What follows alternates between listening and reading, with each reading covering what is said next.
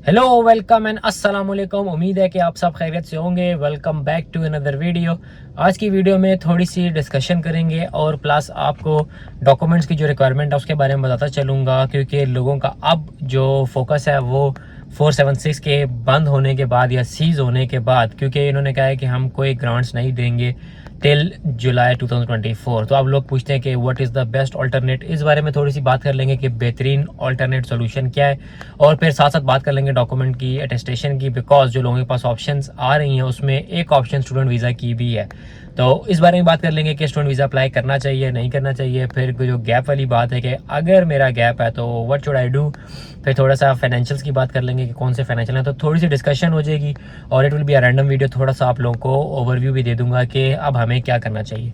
तो starting with the 476, लोग कहते हैं कि मेरे डॉक्यूमेंट्स ऑलमोस्ट कंप्लीट थे, मेरे पास सारा डाटा कंप्लीट था, मैंने एप्लीकेशन फिल कर ली थी, सिर्फ सबमिट करके फ़ीस पे करनी थी, बट अनफॉर्चुनेटली जो है वो वीज़े का कोटा एग्जॉस्ट हो गया और इन्होंने जो वीज़ा है वो सीज़ कर दिया। देखिए, इस चीज़ से आप लोगों ने परेशान नहीं होना है, इस चीज़ से आप लोगों ने घबराना नहीं है। द रीज़न इज़ कि इस तरह की बहुत सारी चीज़ें आपको प्रैक्टिकल लाइफ में फेस करनी पड़ती हैं। बहुत सारी चीज़ें, बहुत सारे डिसीजंस ऐसे होते हैं कि आप सोचते कुछ हैं, आप प्लान कुछ कर रहे होते हैं और लास्ट मोमेंट पर जाके चीज़ें चेंज हो जाती हैं। इस चीज़ को लेकर कभी भी परेशान नहीं होना है कि यार शायद ये जो थी लास्ट या बेस्ट अपॉर्चुनिटी थी, ये रास्ता बंद हो गया, so what should I do now. मैं आपको एक बात बताता चलूँ कि जब आप अपने मामला खुदा पे छोड़ देते हैं ना और आप मेहनत करते हैं, आपके हाथ में सिर्फ और सिर्फ मेहनत है, आपने मेहनत करनी है, आपने एफर्ट करनी है, तो वो आपके लिए कोई ना कोई बेहतरीन रास्ता निकाल देता है। वो कहता है कि सिर्फ और सिर्फ आपने मेहनत कोशिश करनी है, नीयत साफ रखनी है। इसलिए मेरे ग्रुप में भी जितने लोग हैं, जितने भी लोग मेलबर्न आ चुकी हैं या जो मेरा अपना सर्कल है, मैं सबको ये कहता हूँ कि यार कोशिश करो, किसी का फ़ायदा कर दो, किसी का भला कर दो। क्योंकि जब आप किसी के साथ नेकी कार्य होते हैं ना, तो उस बंदे से आपने एक्सपेक्टेशन या उम्मीद नहीं रखनी है। बिकॉज देखिए, हो सकता है जिसकी आप मदद कर रहे हो वो लेटर ऑन आपकी उस मदद का या जो आपने उसके लिए की है उस फेवर का वो आपको रिटर्न ना दे सके, तो आप डिसअपॉइंट हो जाओगे, डिसहार्ट हो जाओगे। लेकिन इन पैरेलल अगर आप उसको नेकी करते हो और अपना मामला खुदा पे छोड़ते हो, तो एक बात का आपको यकीन होना चाहिए कि जो खुदा है ना वो आपको ना बेहतरीन रिवॉर्ड देगा। मैंने अपनी ज़िंदगी में करके देखा है, मैंने अगर किसी से कोई नेकी की है या अगर मैंने किसी का कोई भला किया या जो मैं काम कर रहा हूँ, मुझे लोग कहते हैं कि यार यू शुड चार्ज कर लो लोगों को। देखो बाहर तो लोग 8-9 लाख चार्ज कर रहे हैं, you can charge like 2 lakh 3 lakh या 50% चार्ज कर लो, क्योंकि तुम टाइम दे रहे हो।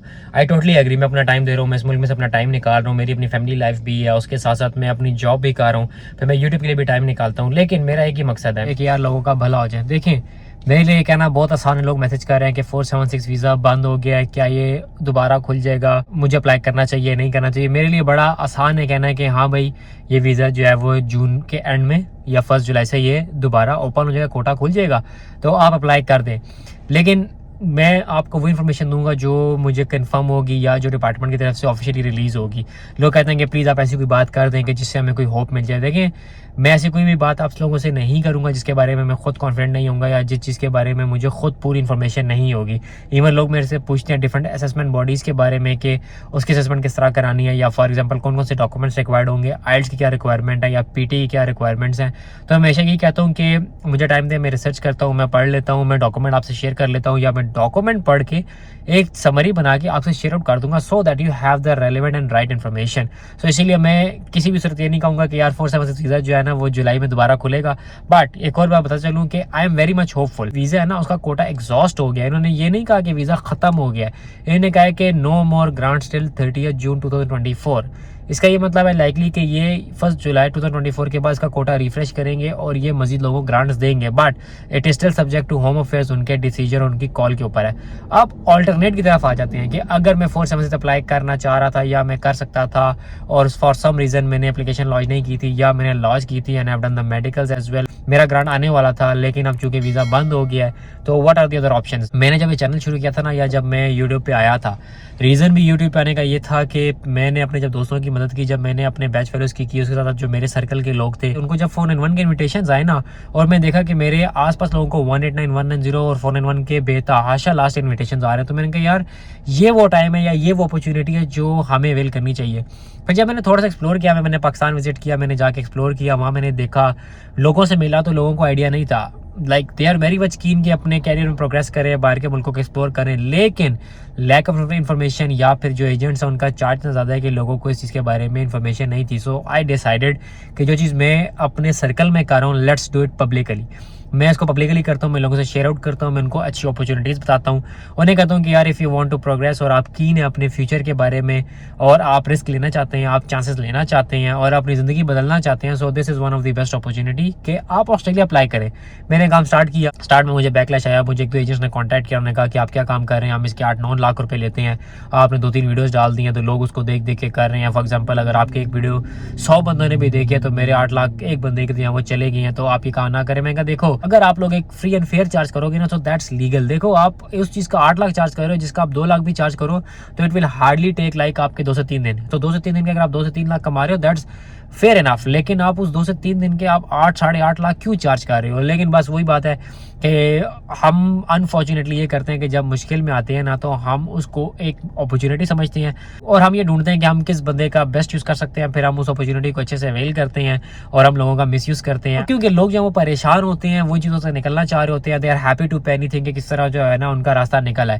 खैर मैंने स्टार्ट किया, इन शॉर्ट मैंने जब चीज़ें स्टार्ट की मैं करता गया तो बहुत सारे लोग हैं जिनको फोर्स से grants and then I decided कि मुझे मेलबर्न की कम्युनिटी बनानी चाहिए। I made a Melbourne community. शुरू में 5-10 लोग थे, फिर आहिस्ता आहिस्ता लोग ऐड होते गए। अब ये है कि we are around like 90 to 95 people. उसमें से बहुत सारे लोग अच्छे हैं जो जिनकी आप आते हैं 2-3 जॉब्स ऑफर भी आ गई। उन्होंने ये भी किया कि अपने साथ लोगों को एडजस्ट भी कराया। फिर हमारा मीटअप होता रहता है, हम मिलते रहते हैं, हम क्रिकेट वगैरह भी साथ खेलते हैं, अक्सर घूमने फिरने साथ चले जाते हैं या अक्सर फिर रात में बैठ के गपशप करते हैं। We all are very keen कि हम अपने करियर प्रोग्रेस की तरफ जाएँ, हम लोगों की मदद की तरफ जाएँ, हम किस तरह नई अपॉर्चुनिटीज़ एक्सप्लोर कर सकते हैं। इवन ये सिर्फ वहाँ के लोगों के लिए नहीं है, यहाँ पे भी जो 476 पे आ चुके हैं लोग उन्हें समझने के देर लकी इनफ वो यहाँ पे हैं तो उन्हें यहाँ पे आके पता लगा कि ऑस्ट्रेलिया की जो पिक्चर पाकिस्तान से नज़र आती है दैट इज़ टोटली डिफरेंट, यहाँ पे जो पिक्चर है दैट इज़ टोटली डिफरेंट। अब वो सारे कीन है कि हमें किस तरह PR सिक्योर करनी है, उसमें से बहुत सारे लोग बहुत अच्छे ट्रैक पे जा रहे हैं एंड इंशाल्लाह they will get their PR very सून।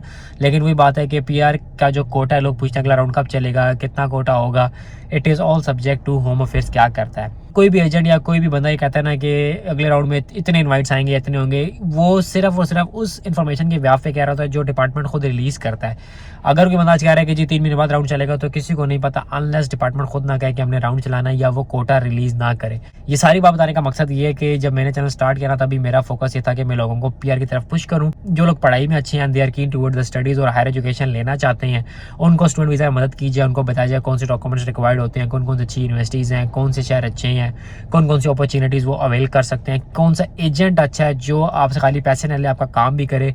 तो ये सारा पर्पस है सारे काम स्टार्ट करने का।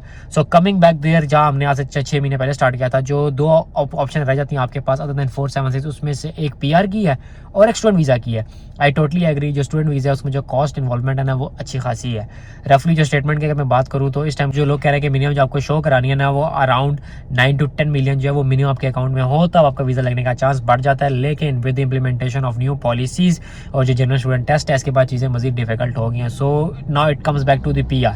आप जब PR की बात शुरू हुई, जब 476 ख़त्म हुआ तो वो सारे लोग जो 476 टारगेट कर रहे थे या जो PR की तरफ कीन थे तो उनको पता चला कि 491, 190 और 189 भी कुछ कैटेगरीज है जिनके लिए हमें अप्लाई करना है। स्टिल लोग इसको लेके कंफ्यूज हैं कि इट्स लाइक स्टूडेंट वीज़ा या इट्स लाइक 476 कि हमें खुद अप्लाई करना है। नहीं, PR is by invitation only. आप सिर्फ और सिर्फ अपनी फाइल्स लॉन्च करके उस पूल में ऐड हो सकते हैं जिस पूल में से इमिग्रेशन स्टेट्स या रीजन्स बंदे पिक करते हैं कि हमें किस किस बंदे की प्रोफाइल समझ आई है, कौन कौन सा जो पॉइंट में है वो मेरिट पे टॉप पे था, उसको इनवाइट्स भेजती है, फिर वो बंदा वीज़ा लॉन्च करता है और वीज़े का ग्रांट आता है। अब एक और बात यहाँ पे रहते चल, लोग कहते हैं कि अगर मुझे इनवाइट आ गया है तो क्या चांस है मेरे ग्रांट का। योर ग्रांट चांसेस 99.9% अनलेस आपने कोई चीज़ फॉल्स क्लेम नहीं की, कोई गलत डॉक्यूमेंट नहीं लगाया, कोई फ्रॉडलेंट डॉक्यूमेंट नहीं है।